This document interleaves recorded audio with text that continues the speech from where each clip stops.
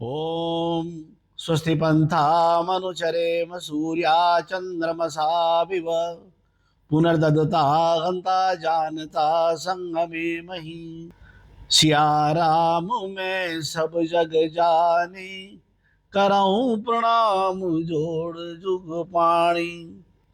राम कहानी जो मैंने जानी, अर्थात राम से मर्यादा पुरुषोत्तम श्री राम बनने की गौरव गाथा में मैं राजेश्वर सिंघल आप सभी का अभिनंदन करता हूँ। राज्याभिषेक से वनवास तक के प्रसंग में हमने अभी तक देवी कैकेयी के गुणों की, श्री राम भरत के परस्पर प्रेम की, महाराज दशरथ के चिंतन की कि वो भरत के विषय में क्या सोचते हैं, मैं विचार कर आपके साथ इस बात की विवेचना की कि भरत राज्य के प्रति निष्प्रह हैं। उनको राज्य की कोई आकांक्षा है ही नहीं। वे अपने भ्राता के अनन्य प्रेमी हैं और वे केवल और केवल श्री राम को ही राजगद्दी पर, राज्य सिंहासन पर आसीन देखना चाहते हैं। वे धर्म की पालना में महाराज दशरथ के कथनानुसार श्री राम से भी बढ़कर के हैं। हमने इस बात की भी चर्चा आपसे की, विश्लेषण किया आपके साथ कि माँ अपने बच्चे के सभी गुणों को जानती है और महारानी कैकेयी तो ये कहती हैं कि राम के होने से मैं पुत्रवती हूँ, अर्थात उनका स्नेह, उनका प्रेम राम पर भरत से भी अधिक है। इस बात का संकेत हम अपनी पिछली वीडियो में आपको दे करके भी आए। फिर ऐसी क्या परिस्थिति बनती है जिन परिस्थिति पर राज्याभिषेक के इतर उनका कोई मनोरथ है और अपनी वाक्पटुता से उस मनोरथ की सिद्धि के लिए वो महाराज दशरथ को प्रतिज्ञाबद्ध कर लेती है। उनके चिंतन को विकृत करने वाला, उन्हें भड़काने वाला कौन है? क्या वास्तव में वो स्त्री सुलभ चंचलता का शिकार हो गई है? क्या उन्होंने जिन गुणों का हमने अपने पिछले अंकों में चित्रण किया है, क्या उन गुणों को उन्होंने नकार दिया है? उन परिस्थितियों की चर्चा, उनका विश्लेषण, उनकी समीक्षा आज के इस अंक में हम करेंगे। महर्षि लिखते हैं कि भरत जी और देवी कैकेयी के बीच में परस्पर अत्यधिक प्रेम है। महाराज दशरथ को जितना आत्मविश्वास अपने पर है, उतना ही आत्मविश्वास वो कैकेयी के प्रति भी रखते हैं। लोक कथाओं में चर्चित है कि देवी मंत्रा ने कैकेयी को भड़का दिया, फुसला दिया, बहका दिया, उनकी मति फेर दी। अंततः ये मंत्रा कौन है और महर्षि उसका चित्रण कैसे करते हैं, उसका विश्लेषण, उसकी समीक्षा आज हम इस अंक में करेंगे। जैसा कि हमने पिछले अंकों में बताया, देवी कैकेयी बड़ी राजनीतिक सूझबूझ वाली महिला है, दूर तक का सोचती है। युद्ध के मैदान में महाराज दशरथ का सारथी बनकर के काम करती है। सारथी का कार्य अधिक दुष्कर है। सारथी को योद्धा के जीवन की चिंता, योद्धा को उसका सही मैदान दिलाना, अपने घोड़े आदि की सुरक्षा करना, अपनी सुरक्षा करना, सभी का सम्मिलित रूप से निर्णय लेना होता है और निर्णय भी त्वरित गति से, बड़ी तेजी से, कहना चाहिए तो क्षण के भी बहुत छोटे से हिस्से के अंदर उसको निश्चय करना पड़ता है। क्या ऐसी नारी को कोई साधारण नारी बहका सकती है? ये मंथरा कौन है जो आती तो बिल्कुल शांत गति से है, लेकिन उनके आने के बाद जो बवंडर उठता है, राम कथा का सबसे महत्वपूर्ण अंग यही बन जाता है। इस जीवन में इससे बड़ा कठिनाई का समय, परीक्षा समय हो नहीं सकता है हर व्यक्ति के लिए, चाहे वो देवी कैकेयी हो, चाहे महाराज दशरथ हो, भरत जी हो, स्वयं श्री राम हो, लक्ष्मण जी हो, सुमित्रा जी हो, या देवी कौशल्या हो और चाहे अयोध्या का राज्य हो। ये बड़ा गंभीर चिंतन का विषय है। यद्यपि मेरे कुछ श्रोता कहते हैं कि आप जरा गहराई में ज़्यादा जाते हो, मुझे भी कभी कभी लगता है, लेकिन मित्रों इस गहराई में जाए बगैर, इसका पूरी तरह से मंथन किए बगैर मक्खन नहीं निकलेगा। कैकेयी के मंथरा के विषय में कोई नहीं जानता कि मंथरा का जन्म कब हुआ, कहां पर हुआ, लेकिन महर्षि लिखते हैं कि मंथरा देवी कैकेयी के साथ उनकी दासी के रूप में कैकेयी प्रदेश से आई थी। वो उनकी व्यक्तिगत सेविका थी।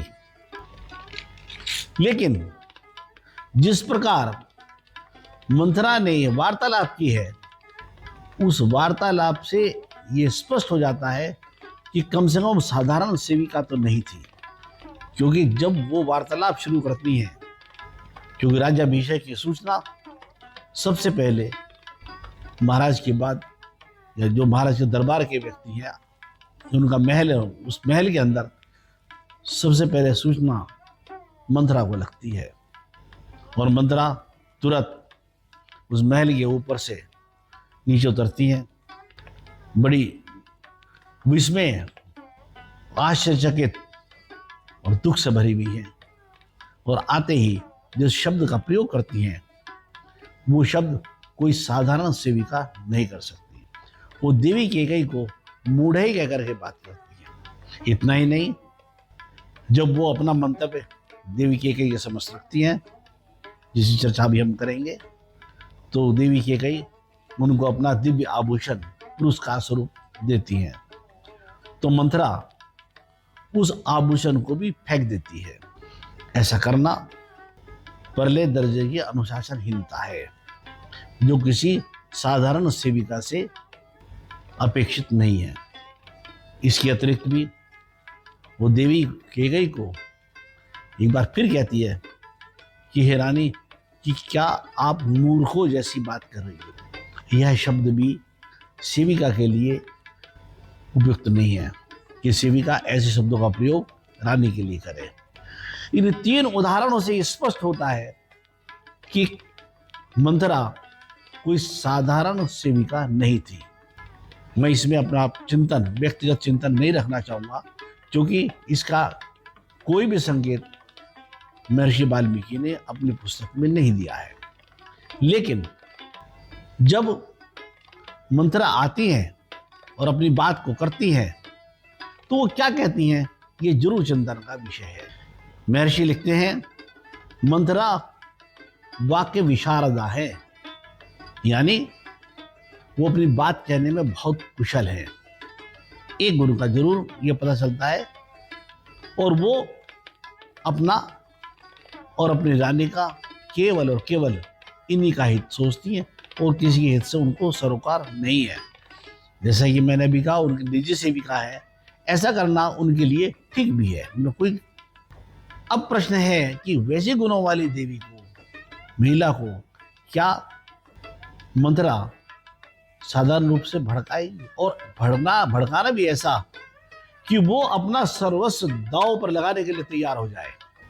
अपने सबसे अधिक, सर्वाधिक प्रिय पुत्र राम को, अपने औरस पुत्र निज पुत्र भरत को, और अपने पति को, और इसके अतिरिक्त पूरे राजमहल को। क्या उसका मनोरथ मात्र इतना ही है? और क्या वो कहती हैं, किस किस विषय पर कहती हैं, और उन विषय पर देवी कैकेयी का क्या उत्तर है, इसकी चर्चा हम करेंगे। मुख्य रूप से मंथरा ने ये बात कही, पहली बात, भिन्न भिन्न वाक्यों के द्वारा।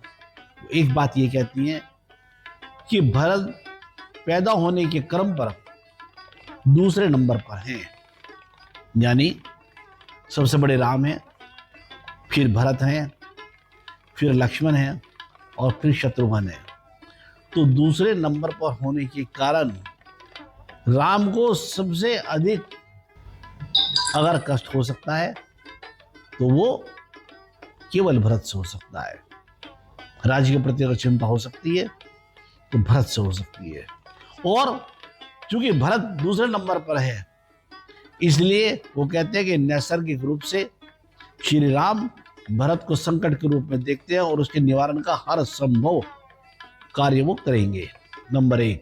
नंबर 2, वो कहती हैं कि हे देवी कैकेयी, तुम चूंकि राजा दशरथ की सबसे प्रिय रानी हो और तुम्हारे रहते हुए राजा दशरथ ने बाकी रानियों की उपेक्षा की है, इसलिए अगर राम राजा बने तो उस समय का बदला कौशल्या अवश्य लेंगी। उस उपेक्षा में जिसमें जी है वैसी उपेक्षा भविष्य में आपको भी मिलने वाली है। यद्यपि ये बात तर्कसंगत नहीं है, क्योंकि जब पुत्र कामेष्टि यज्ञ हुआ तो बेशक महाराज दशरथ कैकेयी को सबसे अधिक चाहते हैं, लेकिन जो यज्ञ शेष की खीर है उसका सबसे बड़ा भाग वो कौशल्या को देते हैं। तो ऐसा नहीं है कि कौशल्या के प्रति उनके मन में उपेक्षा का भाव है, लेकिन मंत्रा ये बात अवश्य कहती है। तीसरी बात कहती हैं मंत्रा देवी कैकेयी से कि राम अगर राजा बने तो राम के बाद राम का पुत्र राजा बनेगा, यही कुल की परंपरा है, और राम के पुत्र के बाद उसका पुत्र राजा बनेगा। इस प्रकार राज्य परंपरा से भरत तो बिल्कुल ही बाहर हो जाएंगे। इसलिए आवश्यक है कि राजा अगर राज्य परंपरा में रहना है तो आवश्यक है कि राजा भरत ही बने। चौथी बात, वो कैकेयी को ये कहकर के भड़काने का प्रयास करती हैं कि महाराज ने योजनाबद्ध तरीके से भरत को उनके ननिहाल भेज दिया है, और अब उनकी एब्सेंस में, उनकी अनुपस्थिति में राज्य अभिषेक करने का तात्पर्य वो यही है कि वो भरत को भी खतरा मानते हैं राम के राज्याभिषेक में। इस प्रकार वो ये बात बताना चाहती हैं कि भरत को भेजकर राजा ने षड्यंत्र रचा है और वो तुमसे मीठी बात करते हैं, लेकिन राजा और अर्थ की जब कामना है उसकी पूर्ति के लिए भरत को उससे वंचित रखना चाहते हैं, क्योंकि उनके मन की भावना दूषित है, कलुषित है। पांचवी बात देवी कैकेयी से कहती है मंथरा कि तुम्हारे पति का प्रेम तुम्हारे प्रति केवल और केवल छलावा है। वो बात चिकनी चुपड़ी करते हैं, लेकिन वास्तविक प्रेम उनके मन में नहीं है। और छठी बात कहती है कि श्री राम और भरत परस्पर सौतेले भाई हैं, इसलिए नैसर्गिक रूप से दोनों में शत्रुता है। राम भरत के साथ कभी भी अच्छा व्यवहार नहीं करेंगे। जो मंत्रा कहती है उन सब बातों का सार यही है। लेकिन पहली बार जब मंत्रा देवी कैकेयी को इस तरह की बात कहती हैं और कहने से पहले बताती हैं कि श्री राम का राज्याभिषेक महाराज कल सुबह पुष्य नक्षत्र में करेंगे, और ये कहकर के इन सब बातों का वर्णन करती हैं, तो बड़ा आनंद देने वाली बात है कि महारानी कैकेयी को कुछ अन्यत्र सुनाई नहीं पड़ता। उन्हें बस एक ही बात सुनाई पड़ती है कि राम का राज्याभिषेक कल होगा। उन सब बातों को वो व्यर्थ का कह करके, फिजूल का कह करके छोड़ देती हैं, कान नहीं धरती हैं, पर इस बात के ऊपर विचार करती हैं, और विचार करके प्रसन्नता से समाचार सुनते ही अपने बिस्तर पर जो लेटी हुई होती है बैठ जाती हैं, उत्साह में भरकर अपने गले का दिव्य आभूषण निकाल कर मंथरा को देती हैं और मंथरा से कहती हैं कि तुमने जो समाचार मुझे सुनाया है वो अत्यंत आनंद देने वाला है, और इतना समाचार से मैं अभिभूत हूँ। हे मंथरा, मैं तुम्हारी इच्छा पूर्ति के लिए एक वर तुम्हें देती हूँ, क्योंकि तुम्हारा काम ही इस वर लायक है।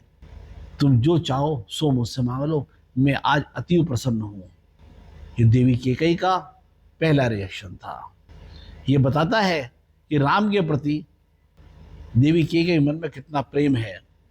वो मंथरा की सब बात को अस्वीकार कर देती है, उस पर कान नहीं धरती है, छोड़ देती है।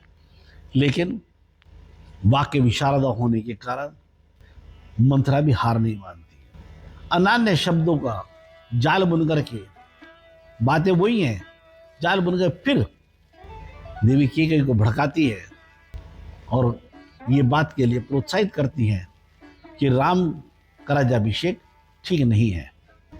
देवी कैकेयी फिर कहती है कि राम सत्यवादी हैं, भाइयों में अनन्य प्रेम है, राम का नैसर्गिक अधिकार है, वही राजा बनेंगे। कह करके कैकेयी मंथरा की बात को अस्वीकार कर देती है। लेकिन मंथरा फिर नहीं मानती। तीसरी बार फिर कैकेयी को वो प्रोत्साहित करती हैं, उकसाती हैं, भड़काती हैं कि वो श्री राम को वन में भेजने के लिए तैयारी करें। शायद मंथरा के छिपे हुए मंतव्य को समझकर देवी कैकेयी राजी हो जाती हैं और उनसे ये पूछती हैं कि मैं ऐसा कैसे कर सकती हूँ। मंथरा उनके 2 वचनों को याद दिलाती हैं और कहती हैं कि तुम एक वचन से राम का वनगमन और दूसरे वचन से भरत का राज्याभिषेक मांग लो। यहाँ पर किसी भी पक्के निष्कर्ष पर पहुँचने की बात मैं नहीं देखता। मैं आपसे भी आग्रह करता हूँ कि आप किसी पक्के निश्चय में नहीं पहुँचे, लेकिन हाँ, ये वार्तालाप ये जरूर बताता है कि कैकेयी का मन अभी ये बात के लिए पक्का नहीं है कि उनको ये करना चाहिए। करती हैं, लेकिन क्या यही कारण है या कुछ और कारण है, इस बात की चर्चा हम आगे के अंकों में करेंगे। महाराज दशरथ के हर प्रयास को निष्ठुरतापूर्वक ठुकरा देती, अपने निश्चय पर बिल्कुल डटी रहती हैं, हटती नहीं है। ये इतना बड़ा जिद्द होना ये साधारण बात नहीं है।